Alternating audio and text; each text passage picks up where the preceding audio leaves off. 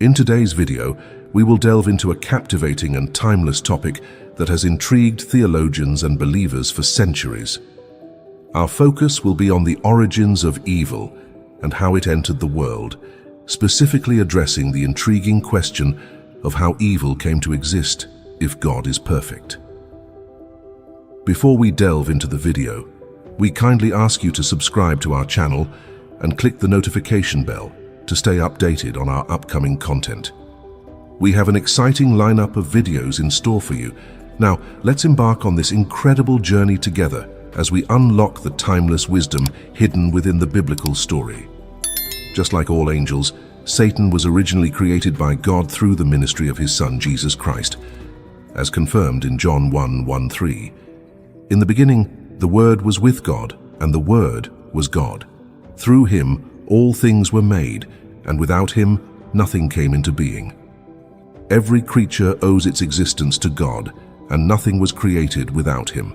Importantly, all of God's creations, including Lucifer, were perfect at their creation. However, the questions arise: how did imperfection and evil enter the world? How did humanity and even some angels become corrupted? How did Satan become evil? In this episode, we will explore and answer these profound questions.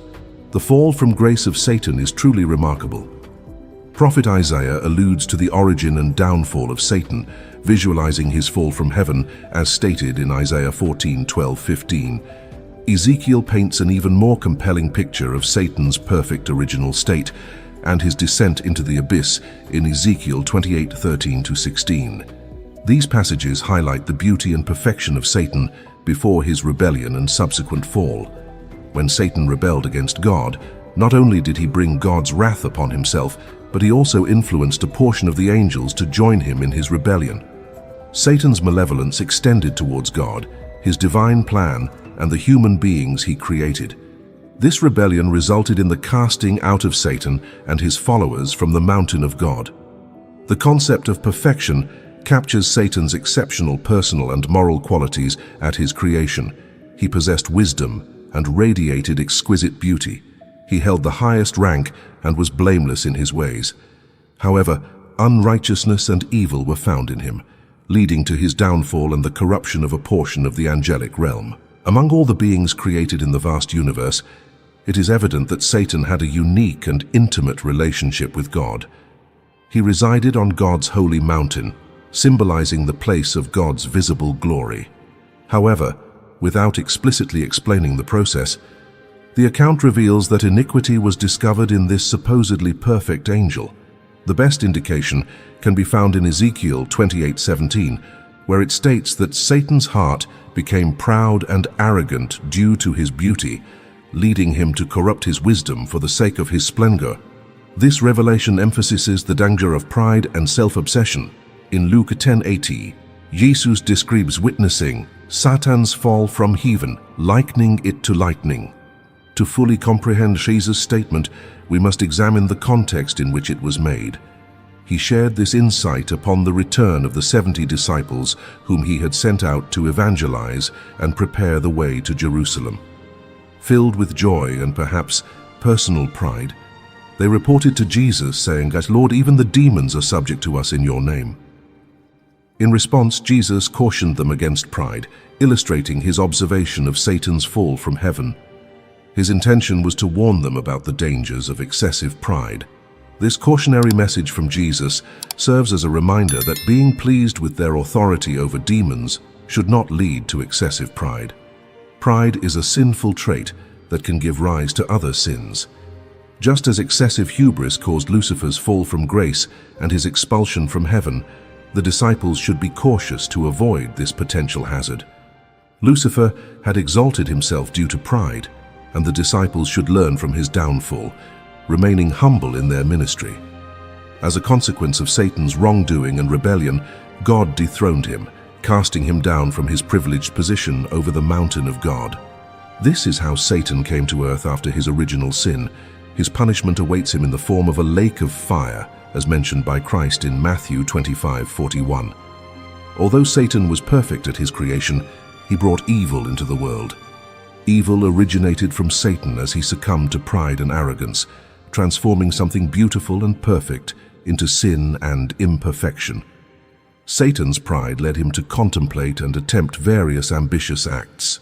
He desired to ascend to heaven, seeking recognition on an equal level with God, despite already having access to God's presence. He aimed to raise his throne above the angelic beings, symbolized by the stars. Satan's ambition extended to ruling over all affairs, desiring to sit on the Mount of Assembly, associated with God's kingdom administration and messianic rule from Jerusalem. His ultimate aspiration was to make himself like the Most High, displaying his audacious rebellion and desire to be equal to God. Satan experienced a significant transformation in his personality, shifting from perfection to imperfection. The holiness he once derived from his Creator was replaced by corruption. While the exact moment of Satan's fall is not explicitly stated in the Bible, we can infer certain time boundaries based on biblical evidence. It is likely that Satan and his angels fell sometime after the original creation of the heavens and the earth. The precise timing in relation to the creation of mankind remains uncertain, but it is evident that his fall occurred before the recorded temptation of Adam and Eve in Genesis 3. Satan successfully deceived and enticed some angels to join him in his rebellion, resulting in their irreversible moral decay. Once seduced, they were bound to a life of sin and destruction. Symbolically, Revelation 12:4 describes how a third of the stars of heaven, representing the angels, were swept away by Satan, portrayed as a dragon, in his attempt to thwart God's plans. It is essential to remember that while the Bible acknowledges the existence and origin of evil, it also portrays God as completely righteous and perfect in all his ways. God views sin as exceedingly wicked and deserving of judgment. He does not endorse or perpetuate sin, as stated in James 1:13, where it is clarified that temptation does not originate from God, but arises from our own flaws. God, being beyond temptation, does not tempt anyone. Satan's beauty became a source of pride that ultimately led to his expulsion from God's presence. His own pride and self-importance corrupted his mind. He continues to be driven by pride, seeking to usurp what rightfully belongs to God. Understanding Satan's pride serves as a cautionary lesson for us, enabling us to avoid such arrogance in our own lives. Through the empowering presence of the Holy Spirit, we can navigate away from pride. Thank you for watching, and we hope this discussion has provided insights into the Bible. Please consider subscribing and clicking on the notification icon for future updates. Stay tuned for more episodes where we delve into critical issues found in the Bible.